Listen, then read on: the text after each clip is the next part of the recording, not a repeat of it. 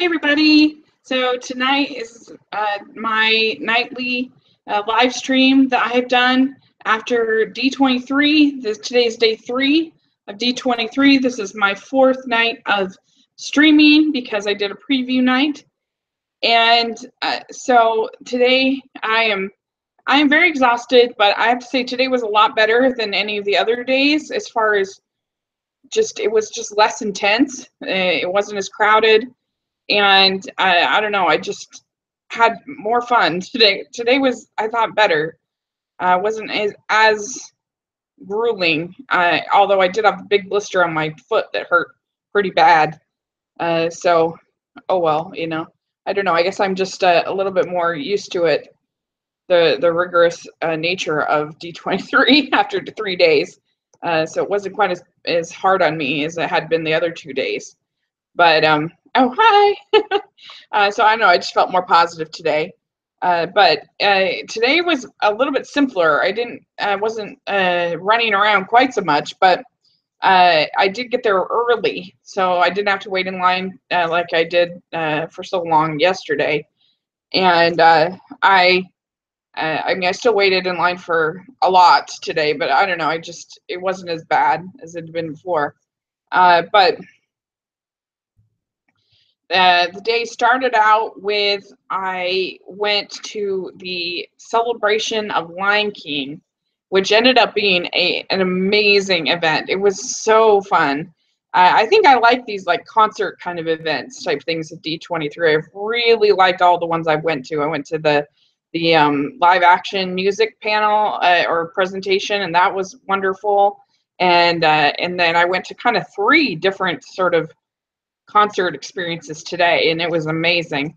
So there was this celebration of Lion King, and they had the director, Rob Minkoff, and what was in the Lion King one? Yeah, so they had the director, Rob Minkoff, and they had several animators. They had the animator behind Pumbaa, and they had the animator behind young Simba, and I'm going to take, oh, maybe not. Never mind. Yeah, I'm going to take this off. So it's hard with my headphones of it on, but I wanted to show you my outfit a little bit for today. But yeah, so they had the animator for young Simba, they had the animator for Pumbaa, and then they had Ernie Sabella there, who is the voice of Pumbaa, and he is a delight. He is a funny man. He was so personable. He was so great. He just seemed like the nicest man you could imagine. And they talked all about how like the Lion King was this big experiment, and that nobody knew whether it was really going to kind of pay off, and they didn't think it was going to make any money. They thought Pocahontas was the sure thing. That's kind of, and you got this idea that everybody in the Lion King was sort of the bad news bears of Disney. And so they talked about how I guess they were able to get Tim Rice, which was a pretty big get to have, and he was the one that helped them procure and get the idea for Elton John. And I guess Elton John was touring during this time, and so he would send them tapes of the songs. And he I guess the first version of Can You Feel the Love Tonight was like awful. They hated it, and they didn't know how to tell like Elton John that his song sucked. And so they kind of just reworked it and asked him, was like, can you make it this way? And his new version was much better. And so that was really funny. And they, see, what else did they talk about? They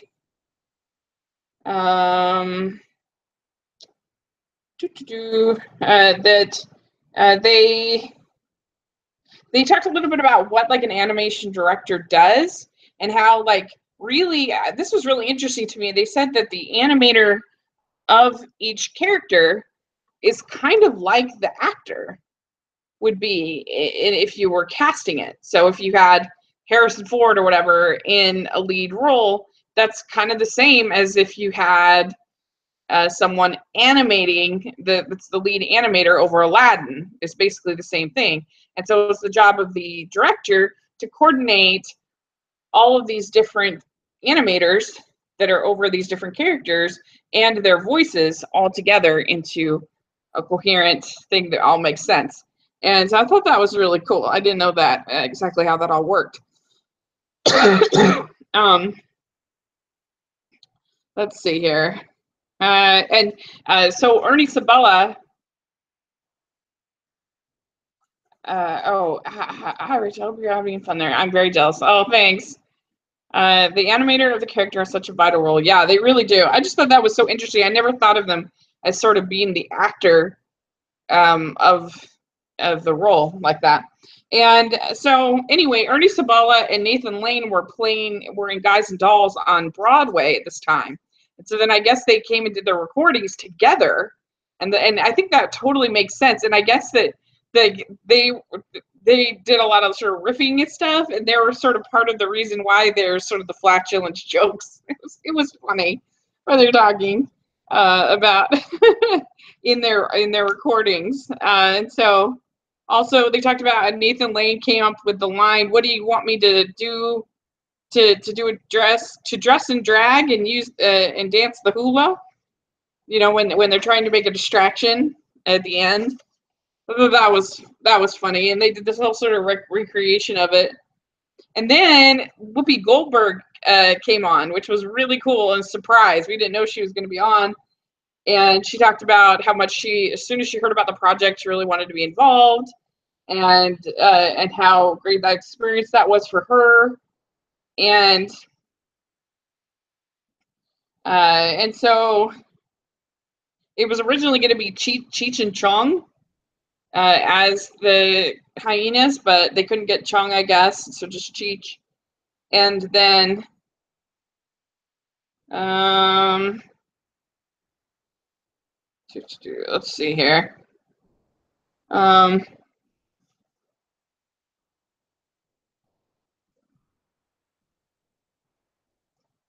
Yeah, let's see.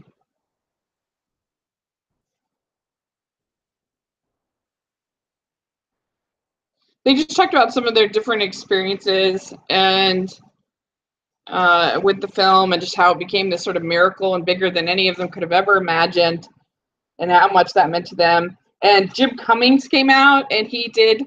It was really cool. They had this like video of him doing all the different sounds and grunts and stuff for Ed, and and then he did like tons of his voices, and he's just amazing.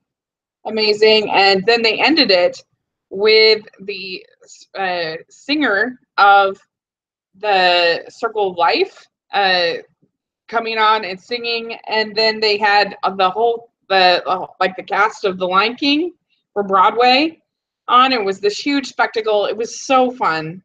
It was really fun. And then they had the announcement that August 29th is the release out of the vault of The Lion King on Blu-ray and HD digital. So that was a brand new announcement. It's very, very cool. First time that it'll be available on digital. So there you go. That was The Lion King. It was really, really fun. And then the next panel, yeah, it really was an amazing panel. And then the next panel that I went to was the Hercules 20th anniversary panel, and this was awesome too. Ron Clements and John Musker were there. They had Eric Goldberg, animator, Susan Egan, and Tate Donovan were all there. So that was awesome. And they said that they started the idea in 1993, and they wanted to do I guess, Treasure Planet, but they couldn't get it approved. So they said, like, here's 30 projects that we have in the works, and you have to pick one to work on first. And so they said that they picked Hercules because they said number one was because Greek mythology was new to Disney. The only time they'd ever done it was Pastoral Symphony. And then they said that we really saw it as Hercules as a superhero, and it was their chance to do like a superhero movie, which was interesting. And then we were huge comic book fans, so there was a chance to sort of apply that. And they got Gerald Scarfe, who is a who worked on Pink Floyd, some other rock albums to become involved, and they actually had a video greeting from Gerald that they showed us, which was fun. And then last, they wanted to make sort of a sports movie, and that they sort of looked at Hercules as Michael Jordan of that time, which I thought was cool. And they watched a lot of 1930s screwball comedies like Preston Sturgis and Frank Capra, and the idea was not to make Hercules stupid. They wanted to make him really simple and earnest, a little naive, and so that the message of the movie would be not good versus evil, but idealism versus cynicism. And that all the characters that are surrounding Hercules are all very cynical. You have Megara, Phil, Hades, certainly. And I thought that was, I never thought about it that way. It was really interesting. And Megara was based on Barbara Stanwyck in Lady Eve, which is a good movie. But, it's just sort of this sort of cynical kind of quality to her. And I guess, like, things had been going really bad around 1994 when they were working on it. They had the Northridge earthquake, LA riots, floods, and they said, we needed a hero in our lives. So they made one. And he said it was one, Ron Clements and John Musker said it was one of the most fun scripts we ever had. So they went to Greece for a research trip. And they based the design of Hercules off of Robert Mitchum, the actor. So that was interesting. And they used CGI to translate Gerald's Scarface his drawings on the Hydra over to the from the paper to the film. And they also shot tons of live action footage of the muses and of the things. And they actually had the actors who were Hercules and Megara there, which was fun. And they said that they did draw overs to merge Scarface and others that with, I guess, with Phil, they started with Louis De Palma from Taxi, and some people joke that he looks a lot like Eric Goldberg, the animator. So that's kind of funny. And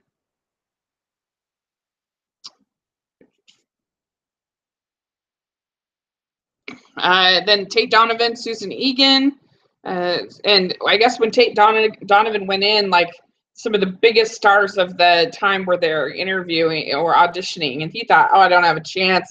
There's no way. And Susan just felt like they're only going to see me as Belle. They're only going to want that. And I guess when Ron Clements and John Musker interview or audition voice talent, they stare down because they don't want the appearance of the person to affect the voice. And so she thought she'd done so bad. And she said, when I'm Belle, I'm acting. Meg is where I live. So that was kind of interesting. And so she did the demo, and I guess Tate Donovan has actual singing experience. He's in like an Irish band, and then James Woods, he would just do like tons and tons and tons of riffing. They had a clip of him at the time, and he would just talking so fast, and that he came up with a lot of dialogue by himself. And I guess Susan Egan would do the Beauty and the Beast, and then do the recording for Hercules at night. And originally, I guess Hades was written for Jack Nicholson, and he actually came in and read for the part, but it didn't end up working out, which I thought was interesting. And they got Alan Menken, David Zippel for the music, and they thought that the gospel had a storytelling quality to it that they wanted to have for the film. And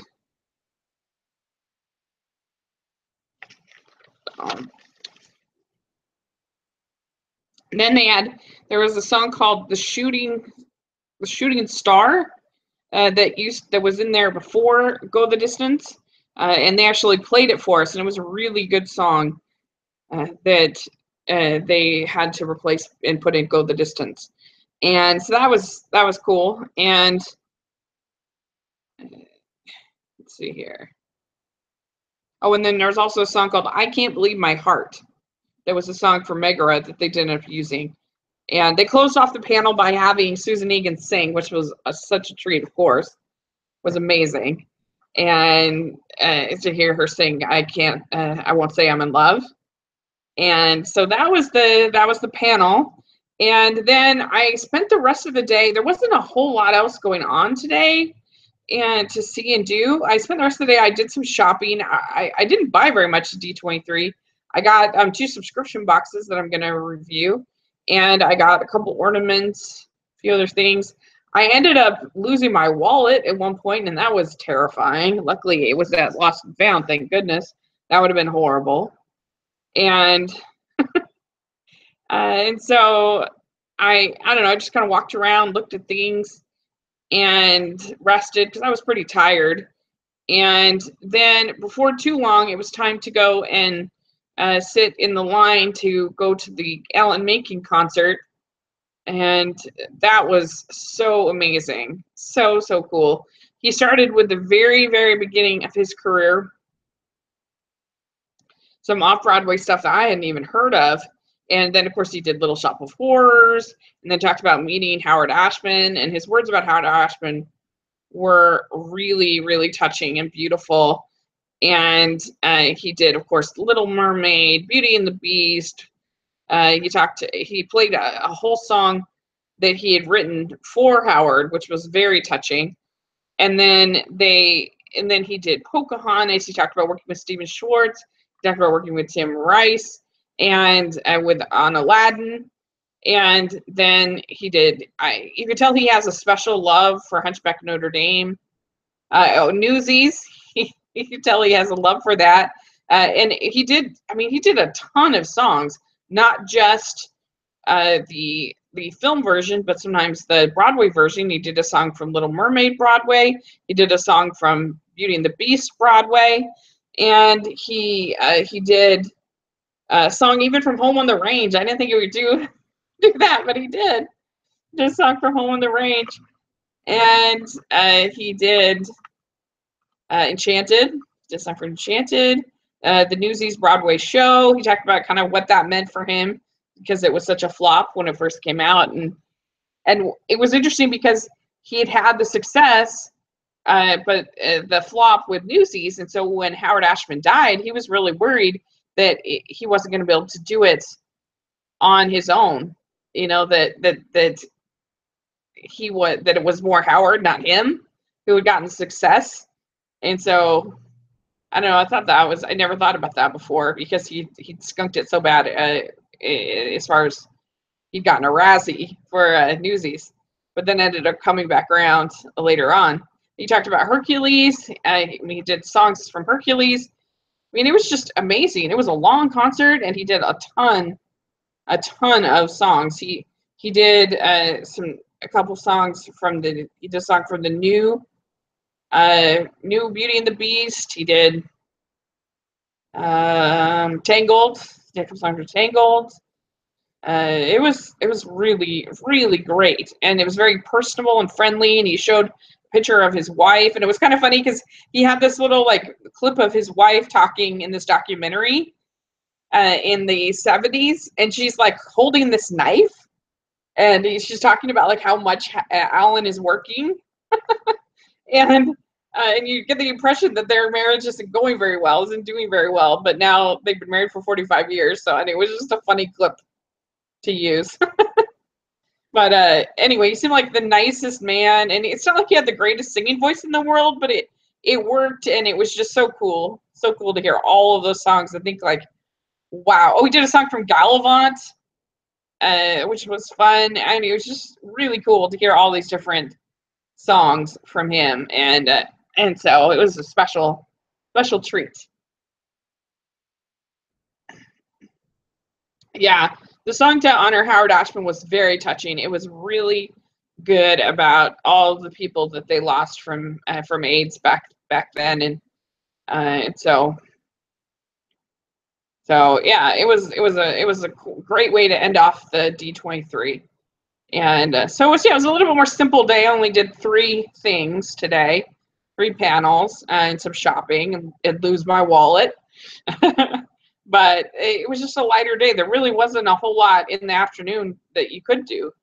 It was going on. So anyway, so that's it. That's my D23. I'm so tired. I'm exhausted. I'm supposed to go to Disneyland tomorrow. We'll see. I'm going to sleep in and try to just enjoy the day and go over there and just try to enjoy it. We'll see. I've still got this big blister on my foot, so kind of hurts to walk. But anyway, we'll figure it out. It's supposed to be fun vacation anyway. But I finished. You want to check out on rotoscopers.com. I published 8 articles on panels that I saw at D23. I ended up going to 11, but I didn't really do an article on the Alan Menken concert. I didn't do one on the Walt and Marceline panel, and then Gravity Falls panel, Hannah, who was with me, she did that one, so that was nice of her. But anyway, so I went to 11 panels, and I did articles on 8 of them. So you want to check that out over at rotoscopers.com. And I'll try to, I feel bad because I haven't done anything on my blog this whole time. But I'll try to do something maybe tomorrow. So, but that is basically the update for today. I hope you guys had a good Sunday. I hope you've been having fun. You made it. Hi. Yeah, it really, it was very fun, but it was very, very exhausting. Long days, lots of lines, waiting an hour, 2 hours. Like today for the Alan Menken concert, I waited, 2.5 hours in line. And for the animation panel concert, animation panel, I waited at least 4 hours, if not longer, and I barely got in. So yeah, it's exhausting. It's very tiring, but it is worth it, and it's a lot of fun. So I feel privileged that I got to be able to be on the Rotoscopers team and write all these articles, and so let's see. I know it doesn't really relate to Doctor 3, but as the 7th season just premiered, I wanted to ask if you've seen Game of Thrones. I have not seen Game of Thrones. I have not watched it at all because it's just too R-rated for me, with the nudity and everything like that. So, but I've heard it's pretty great. So I hope you all enjoy it. But no, I haven't watched Game of Thrones. So, but yeah, do you guys have any other questions about anything? D23 or whatever, before I sign off. If you guys decide to go in 2019, just know what it's you have to wait in a lot of lines for everything. Like even to get food, to go into I didn't even go into the Disney store because I was like, I'm gonna have to wait an hour, and I'm just too tired to wait an hour to go shopping. It was very fun following everyone's D23 adventures on the news. Can't wait to go myself in 2019, hopefully. What is D20? D23 is like Comic-Con, but for Disney. It's every 2 years. So I've been doing these nightly recaps every night. It's 3 days that this D23 has been going on. And like I said, I went to 11 panels, and they were so good. I only had one that was kind of like, eh, but the rest were amazing. The Pixar panel was so great. The on world building, I really liked Olaf's Frozen Adventure panel. That was really good. The DuckTales panel, they were all good. They were all great, and so I'm excited, and I feel grateful that I got to be able to go and be a part of it.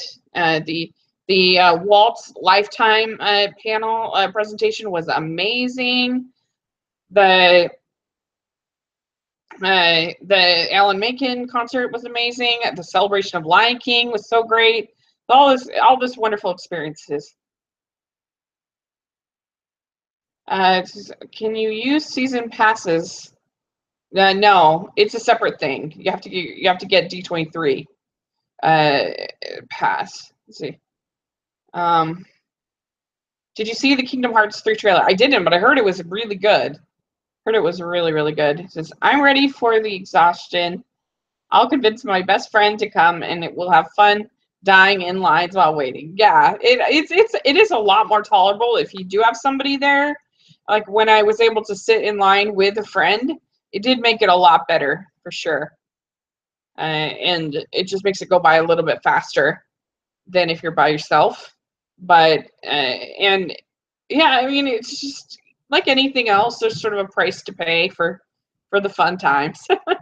But it was really good. I especially, like I said, loved like these presentations and these concerts kind of experiences were my favorite of anything that I did. So yeah, I learned a lot, and it's, you know, I wish I could have gone to the live action panel yesterday, but it just wasn't in the cards. So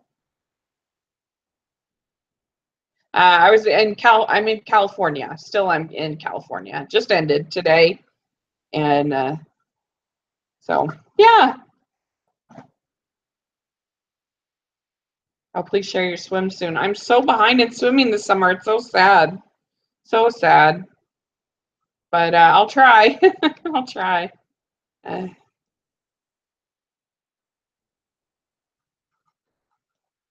all right. I think I got everybody's questions. But yeah, so like I said, I feel grateful that I was able to participate in D23 and have this amazing experience. So go to rotoscopers.com, check out all the articles, and I hope you all have a great rest of your day.